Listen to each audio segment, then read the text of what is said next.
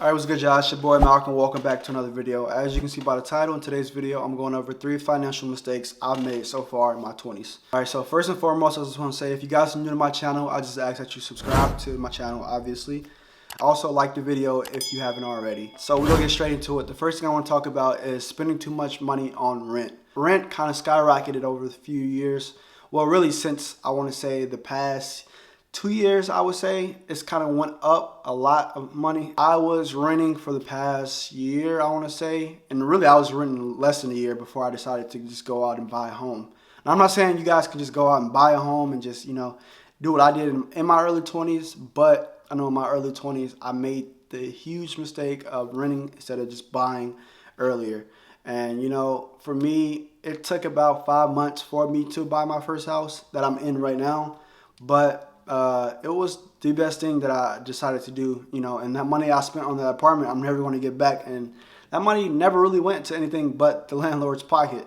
But yeah, the first thing definitely has to be spending too much money on rent. Because if you really add it up, the average rent where I'm at in my state is about $1,200 for a 1-bedroom and about $1,500 for a 2-bedroom and up. So if you do the math, 1,200 times 12 months, it adds up to a lot of money. And that money could be going towards a house, whether that house be paid off in 15 or 30 years, that mortgage could be paid off in a certain amount of time, even if you wanted to add extra payments. So if you wanted to add extra payments at your apartment, it would be dumb for you to do that. But if you have a house and a mortgage that you're paying off, you can add extra money on top every year and pay it off quicker than the 15 or 30 years that your mortgage is for. But for me, I didn't really do much research. I had friends who bought houses who helped me along the way. And I had my girlfriend who helped me, and I had a great realtor. She helped us just find this house. We toured about 3 houses with her, and we toured about 2 houses, and this was the second one we toured. And yeah, we just fell in love with it the first time we came into it. The second thing is going to be spending too much money on expensive clothing. So from about the time I was 18 to 21 years old, I spent a lot of money on clothes, posting a lot on Instagram and just social media in general, where I was trying to be flashy and just show everybody that I had, whether it be Supreme, Bathing Ape, just Comme des Garçons, just streetwear. I was really into streetwear, and just like most of the shirts I was buying were like $100. Or some of the shirts I had were even $200. And if you could ask me how many times I wore those shirts, I could count on one hand how many times. The shirts I bought were really just something just to say I had it, and not really something that I actually wanted. Just something just to say I had it, and just to seem cool to other people. And that really was a short amount of time in my 20s. I probably stopped buying expensive clothes at like 21. Now I just really buy white tees, Carhartt shirts, just shirts I can wear without feeling like I'm doing too much.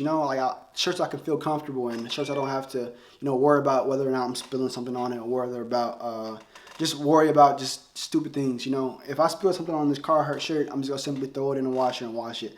I don't have to do certain things to keep maintenance on it, and I don't have to worry about buying a new one because these shirts are only like $15, $20. But yeah, so I'm only 23, guys. Yeah, I don't know if I mentioned that in the beginning of this video. I suck at doing videos, but I'm only 23. So from the time I was 21 till about now, I've been saving my money a lot, and really just buying things that really matter the most. Like I said, I bought a house. I've spent majority of my money buying this house, and that was the best investment I've made so far in my 20s, I would say. And really, honestly, other than that, I don't spend my money on dumb things. The first thing I said was spending too much money on rent, and this one was spending too much on clothes. I feel like those 2 things I've learned the most, because now that I don't spend money on those 2 anymore, I really just invest my money in a lot of things. Like, I invest my money in this MacBook, into this computer that you guys see behind here.